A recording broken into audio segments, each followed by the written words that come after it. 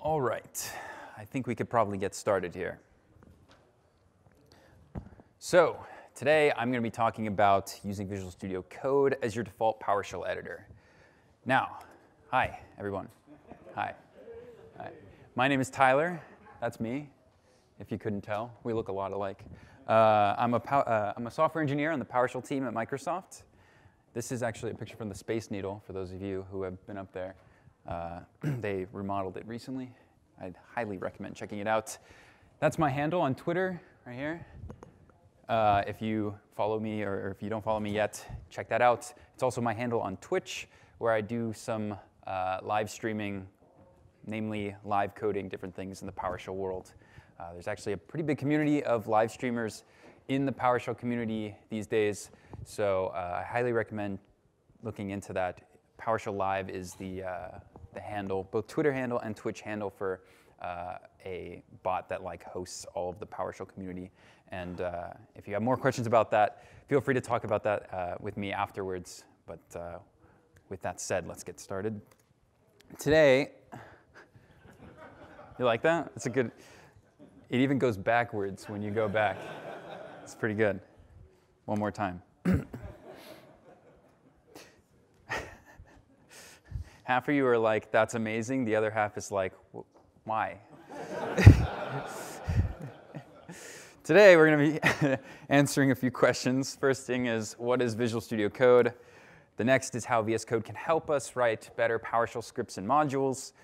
Then we'll talk about some Ise compatibility stuff and making VS Code very much so like the Ise experience, and a little touching on what's to come.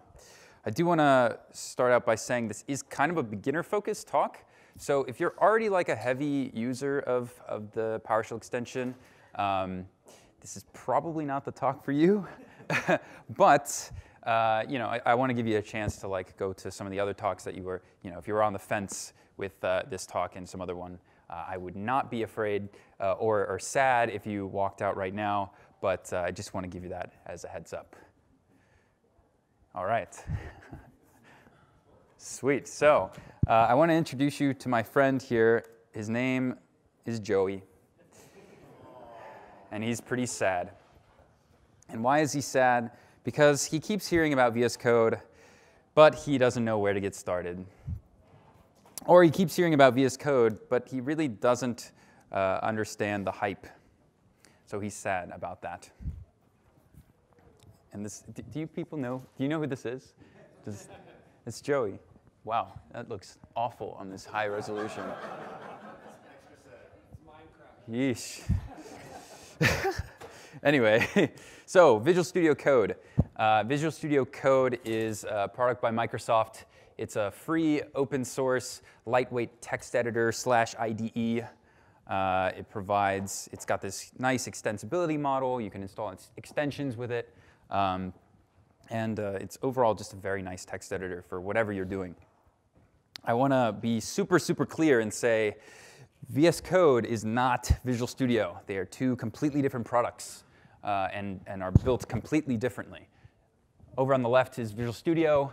Look for the purple logo. And then over here is Visual Studio Code.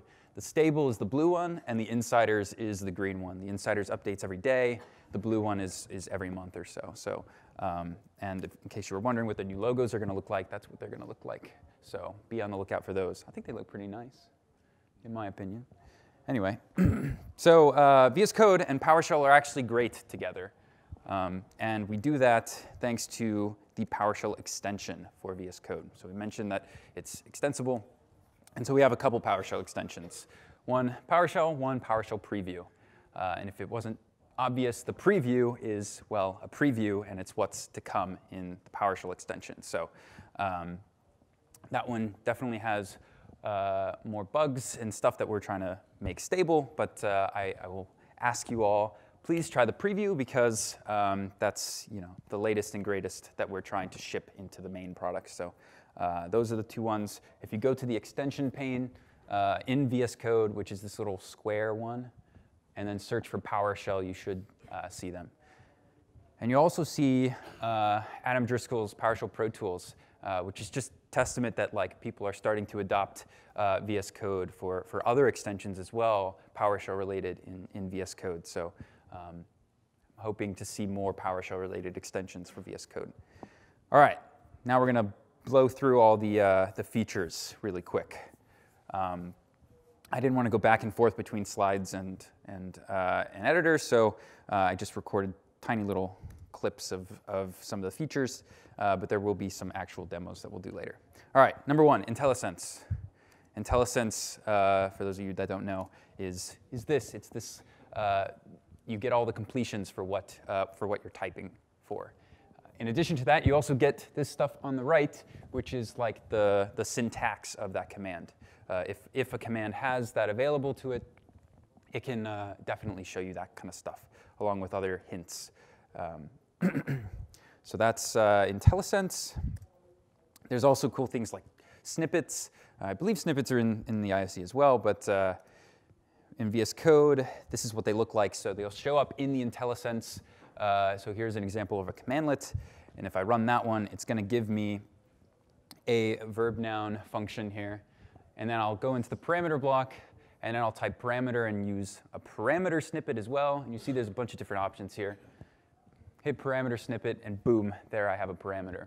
And as I'm going through this, I'm hitting tab, which will take me to the next section in that snippet, which is very handy for writing really, really quick stuff. So that was maybe like 5 characters that I actually typed with a bunch of tabs, and I got this whole function. So it's super helpful in writing things quickly and kind of scaffolding out your module. Another thing that's big in terms of helping out is the references code lens feature, which looks a little like this. So for those of you who have tried Visual Studio in the past, you might be familiar with code lens. It's this little extra text that lives on top of the function there that says 0 references. And once I hit this video, it will actually change to 1 because getCatFact was then called in the script. And so let me just pause this really quick. There we go. And so now we have that single reference up at the top. And if I click on that single reference thing, it's going to pop up this dialog here. And on the right, it's going to list all the different references that are available. And on the left, it'll give you a little preview of where in the text that is. So it's really helpful when you have large projects with many different scripts, because also it works cross-file. So over here I have a module and a regular PS1, and I could see the reference in my PS1, and I can easily go back and forth between those. The thing that I did before was I hit F12 with this test module command highlighted, and it jumped me over to the module. So the point here is it's very easy to kind of navigate around your projects. For those of you that are also familiar with the Ise, there is this concept of executing a selection with F8, and that's also supported in the extension. Basically, in this demo, I hit F8 on getCatFact here, and of course that function isn't available in my run space below. So I'll select all of it and then run it again. And then now that that function is loaded in my session, and sorry, that's a bit tough to read, but I can hit F8 again on getCatFact, and then we see that Thomas does, in fact, love cats. Hi, Thomas. So that is a mechanism for having code in your editor pane and getting it down below into the console.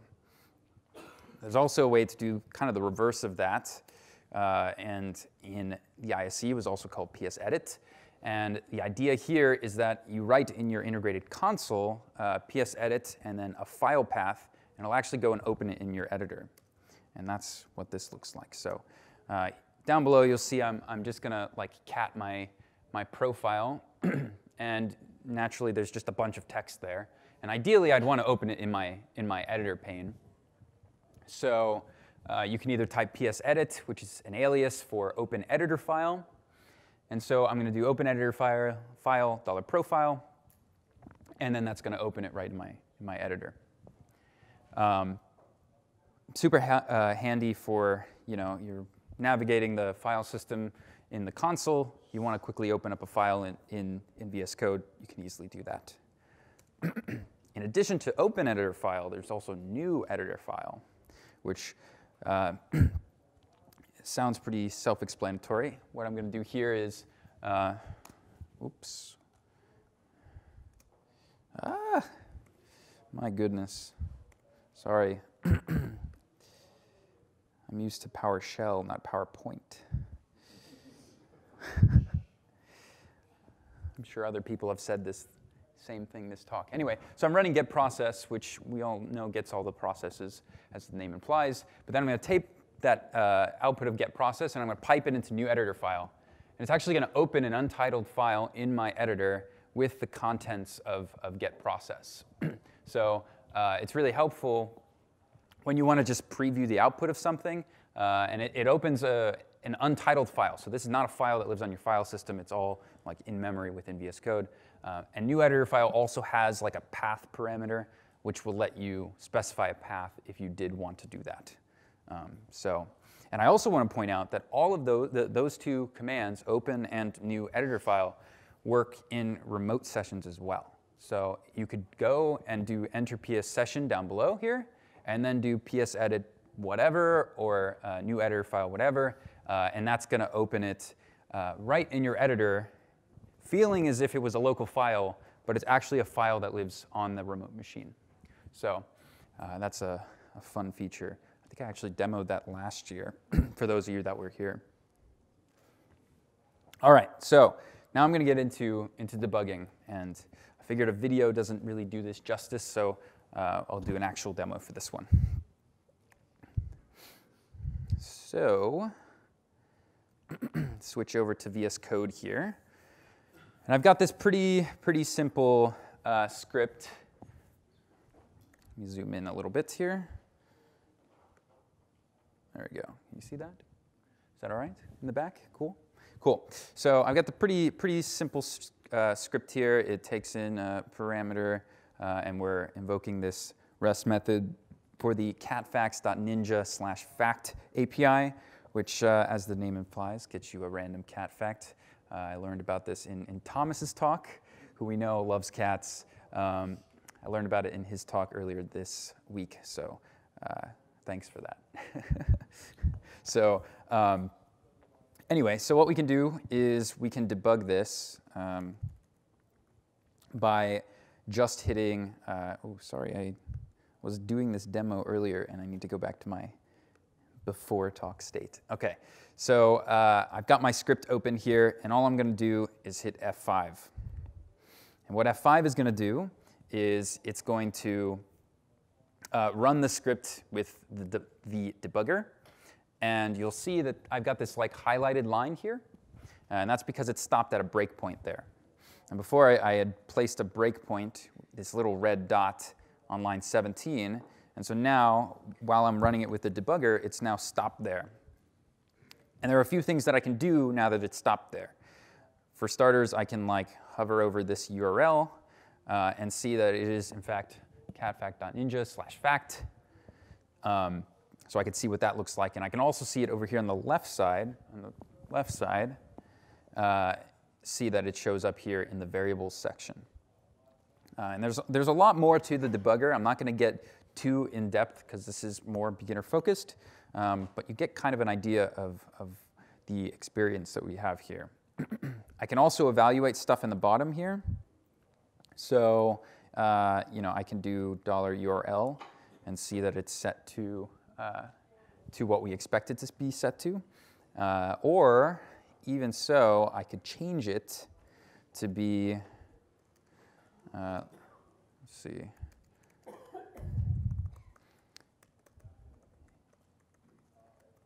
api.github.com/octocat.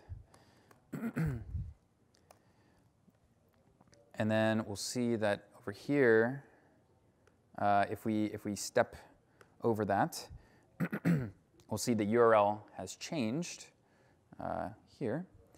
And our response that we get back is not the response from catfacts, but actually a, Hello? Oh, I guess it's gone. Insider build of Visual Studio Code, I guess. Let me try running that again.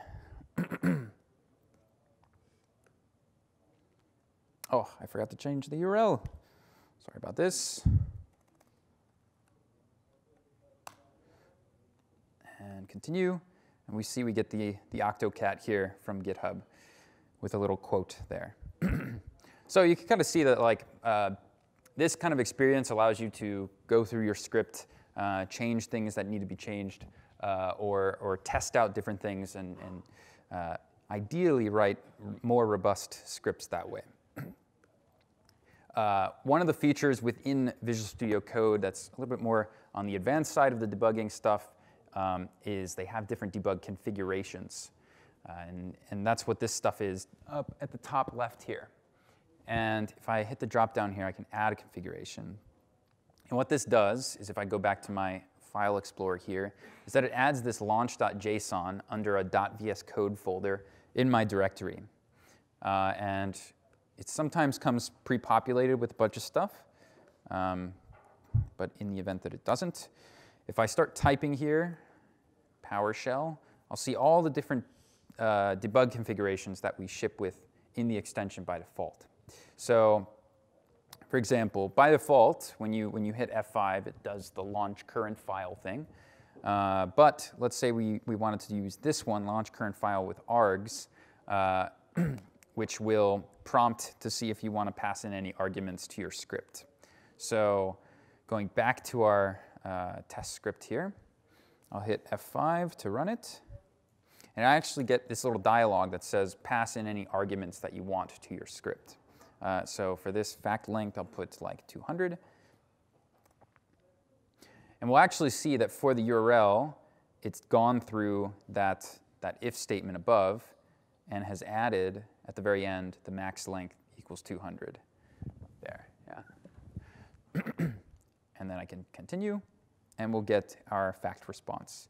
Now what I wanted it to do is just spit out the string of the fact.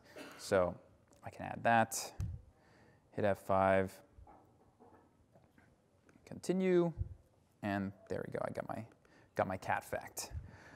So that's just like a little taste of the debugging experience. It certainly there's a lot more to the debugging experience, and there are docs within VS Code on all the different kinds of things that you can do with the debugger. But this is like kind of a taste of it. The ideal situation is that you can install the extension and then immediately hit F5 on your script, and debugging will operate in a predictable way. So that's what we wanted to achieve. We didn't want you to have to mess with all these debug configurations from the get-go. So hoping that it's pretty simple to get started with that. All right. And like I said, there were a few other debug configurations that I don't think we need to get into right now. But yeah, check those out because some of them are pretty good. All right. Let's see. So as we see, debugging is a great way for writing scripts and making your scripts much more resilient. And the thing is that a lot of people actually say this when they switch to using VS Code. They'll say, after switching to VS Code, I've noticed a drastic increase in the quality of my scripts and modules. And these are real people, I promise. And one of the biggest features within VS Code that really helps make this a reality is the integration with Script Analyzer. Now, for those of you that were here yesterday, Chris Bergmeister, and I see him in the room. Hi, Chris. He did an awesome talk on PS Script Analyzer and some of the new stuff that's been going on with that. And so I'm going to show, hopefully, a quick demo of that. And if you're more interested in that part of the talk, definitely see Chris's talk when it goes up on YouTube after the conference. Oh yeah, demo, there you go. So back in VS Code, I've got a script here called PSA test script. Now, the script doesn't really do anything useful, but the reality is it does use some new constructs and commandlets that don't exist in every single version of PowerShell.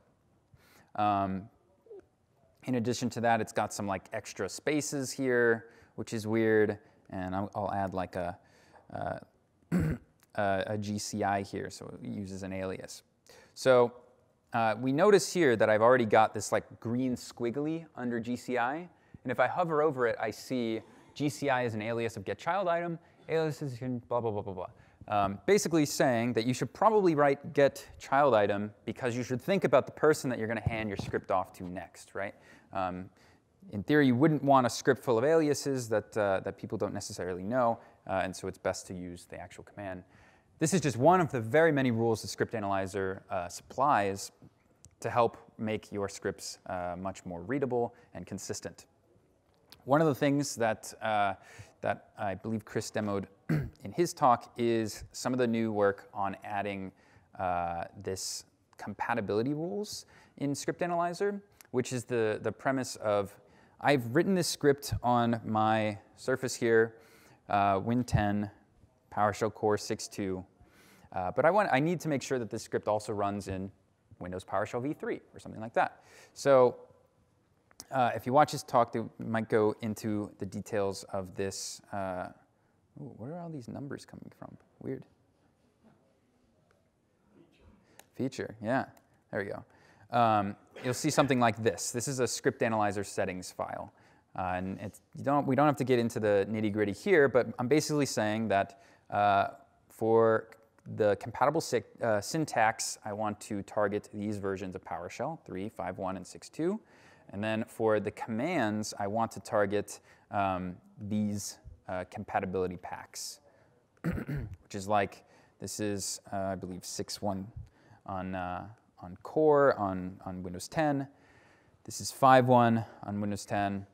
And then this is 3 on, I think, Windows 8 or Server or something like that. Anyway, 3. So, but I need to tell the VS Code extension to use this settings file. So to do that, I head over to the settings. And if I search for script analysis here, I have an option to put in my settings file path. So I'm just going to put ps script analyzer settings dot psd1 like that. And what I've done here is that for VS Code settings, there's a user space and then a workspace space. And at the workspace level, it actually drops a settings file in that .VS Code folder that it made before. So let's say you have a module and you want to enable certain settings just for that module, you can do that with this. And so if I go to some other folder, that settings file won't be there, so those settings won't get applied. But for this case, I want to only set it for this MISC folder. All right, so I'll go over here. And just like that, I had already warmed this up a little bit, but typically the first time that it goes through the compatibility rules, it takes a little bit of time. But now you see I've got a bunch more extra squigglies that I need to go through. One here says the constructor syntax of : new was introduced in, or doesn't support 3 and 4. And get file hash is not available by default in PowerShell version 3 on Windows Server 2012 Data Center, and stuff like, and even at the parameter level too. So there's just all of this information now that I can guarantee that the script that I'm writing here on my Win 10 with PowerShell Core 6.2 can work on these other platforms. So that's kind of like one of the benefits of using Core is that you can you could do it in Core and use Core and still target other platforms if you need to. So that is Script Analyzer. And by using this, it does help make your scripts more consistent and hopefully much easier to pass off to some other person. So, yeah, hey. Is there actually a way to mark these suggestions as solved or something? Because you see this in your script every time, right? Yeah, solved as in. Yeah, so if you are aware that you actually need to enable something in PowerShell 3 within your script, and you're done with that, is there actually a way to remove the line or remove the suggestion? Like ignore it. Yeah, like ignore it. Just for this individual line? Yeah. I don't know. Sorry. I'll have to find out and let you know about that. Come talk to me afterwards. Okay, cool. So let us go back to the slides here. So another, what am I doing? Okay. So that's the script analyzer integration. It also handles formatting as well. So it will like change your script to make sure the white space is consistent and stuff along those lines. So a lot of power comes from the script analyzer integration. There's also another integration with pester and pester tests. And what this pester test integration looks like, aside from just some snippets that exist, is that it'll actually give you the little code lenses above your describe blocks. And so what this allows you to do is you'll click on those, and it will run them in the console below, right? But the powerful one is definitely the debug tests, where you can place breakpoints, hit debug tests, and it will actually like stop at that breakpoint within your test so that you can debug, why your test is failing or something along those lines. So that's to help make writing pester tests much easier and friendlier, in my opinion. That way you don't have to like go down here and like manually invoke it yourself.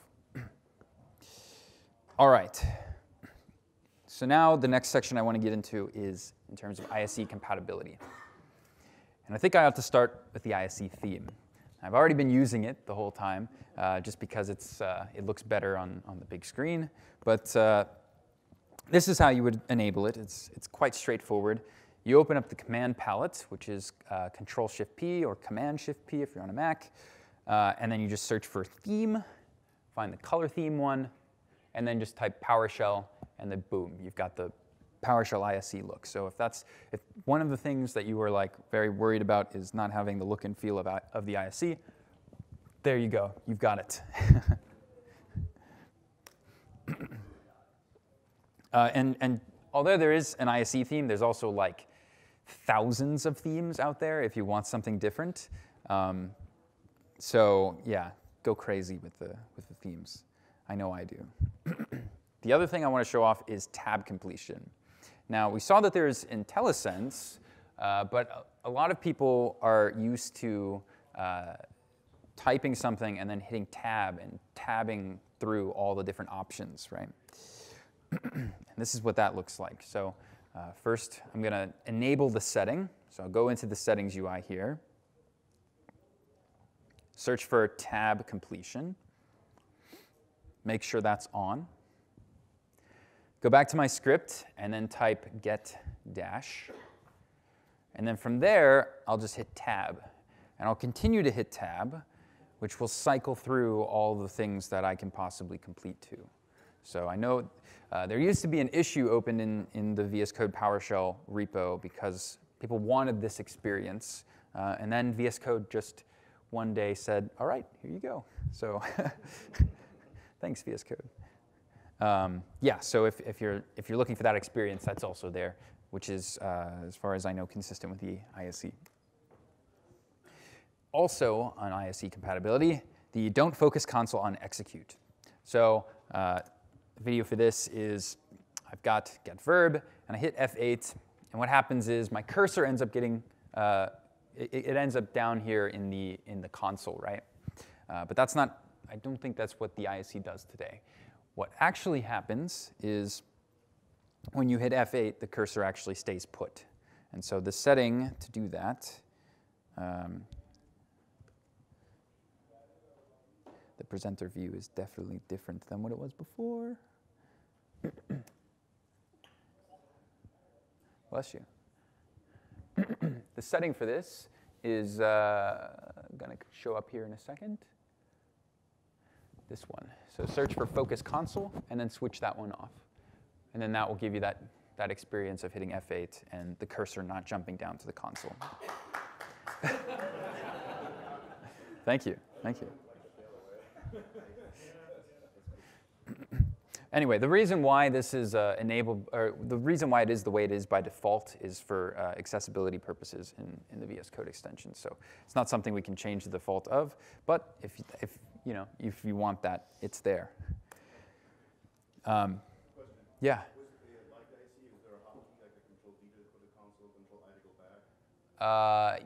Yes, there is a key binding for that, but I don't know all of the key bindings off the top of my head. Sorry. I know. I should just get off the stage now. I see a couple hands. Let's just save them for the very end because I want to make sure I get through everything. And then I'm more than happy to talk afterwards as well. All right, so enabling it as the default language. If you do a bunch of PowerShell and you really only do PowerShell, you can change PowerShell to be the default language of new files that get created. And if you search for default language and type in PowerShell,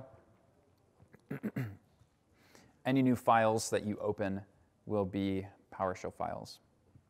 And we can verify that by opening a new file, and then we'll see the console jump open, and then Intellisense will also show up as well. Voila. So that's been a few different things in terms of like getting the Ise experience in VS Code. There's a doc that I've written about this, aka.ms/Ise Compat. It's not complete in any sense of the word, but it's a good start, and it's a great way to point people to it who are dreading the switch over or whatever the case may be. Definitely, and this doc, pull requests are always welcome. So if you have some quick tip on making that transition easier, absolutely submit it because we want it to be simple, right? All right. So there is one other section I want to cover really quickly because it's important and it's troubleshooting. So I can tell you, I will be completely transparent with all of you and say that the PowerShell extension is not a perfect piece of software. And again, nothing is a perfect piece of software. But in case you do run into some troubles, here are a few troubleshooting things to help. First is to restart the session. Now, I've heard people, they close out of the VS Code instance and then reopen it again when something goes wrong. And the reality is you don't actually need to do all of that. You can actually open up the command palette, type restart, and you'll see PowerShell restart current session. And that's not going to restart VS Code. It's just going to restart the PowerShell extension. So you don't have to go through the hassle of closing and reopening your files. So that's one way to do it. You can also click the little version number. I don't know if you could see that, but this guy right here, if you click that, that's going to open up the same dialog as well. But before you restart your session, you should absolutely upload a bug report. And it's actually pretty simple to do. It's another command palette action. Open that up and just type bug. And there's actually an upload bug report to GitHub. And what it's going to do is actually going to open up your browser for you and fill in a bunch of details on the VS Code version, PowerShell information, and all that stuff that we need to help to diagnose what the problem was. So that's a very important step to filing issues. And alongside of that, you have to upload the logs, because the logs are absolutely crucial for us knowing what's wrong. And to do that, again, we're back into the command palette and open up the logs by just typing logs. And this will open up another VS Code instance with these log files, zip them up, and then paste them right into the issue that was opened in the previous video. Yeah, so that is the absolute best way to give us the information that we need to fix any issue that you might be having. All right, now quick look at what's to come. I've got 10 minutes left. Number one is write progress. Now, for those of you that might have realized, write progress doesn't work in the current PowerShell extension. It doesn't not work, it just doesn't show up. So, well, that doesn't really work, huh? Anyway, so in the preview extension today, it does work. And here's the living proof. Yeah, thank you, that one person. Yeah, so this was actually one of the highly requested things, and we did it in the preview extension.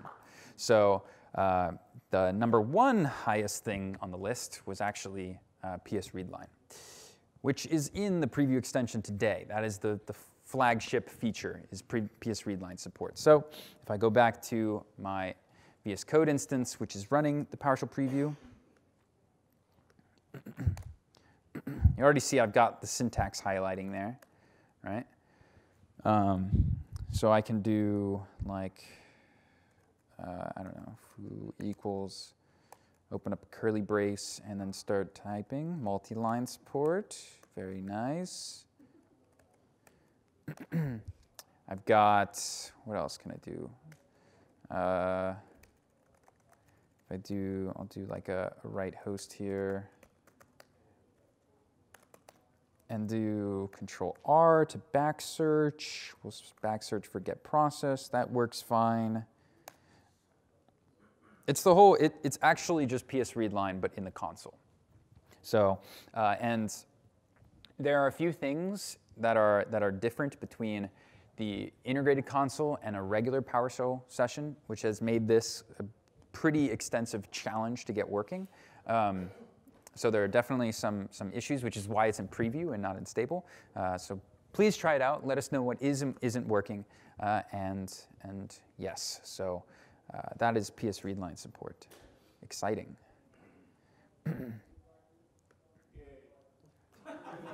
Nice. Has anybody learned something yet? Okay, good. I'm glad. Whew. I was definitely afraid no one was going to raise their hand there. All right, and so the other thing that I want to show off in the what's to come section is I'm calling Code Lens for All, and the subtitle for this is what happens when I dive into a rabbit hole on the weekend. And the subtitle is when I should have been working on these slides.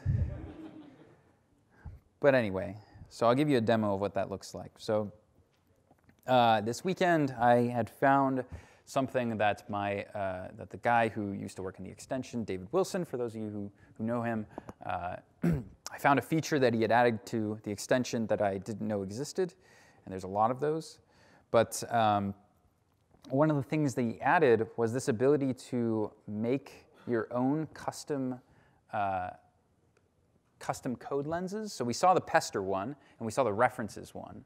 So the one I wanted to build was for those of you that use Invoke Build or Ise for build automation. And let me disable the script analyzer stuff so it's not complaining.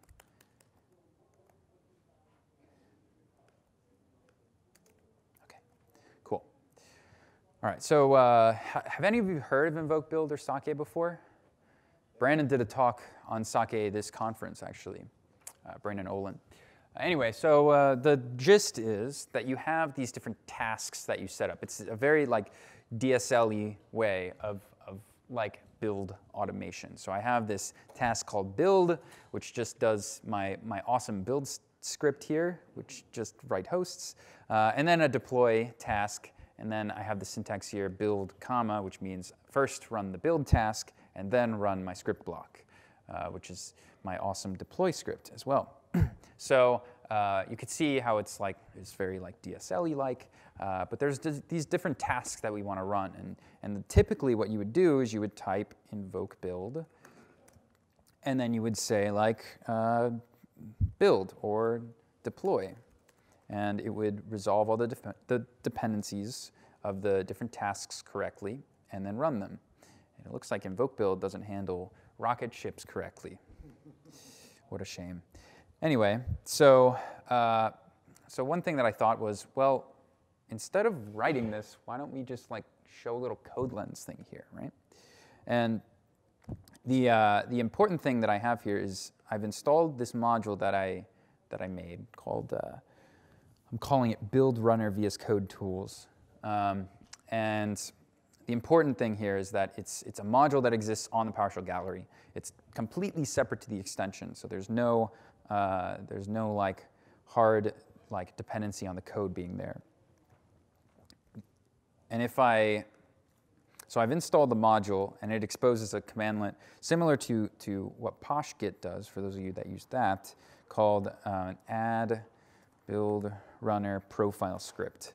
And what this does is, if I take a look at what my profile looks like now, I see that it's just added this import module down at the bottom here. Okay?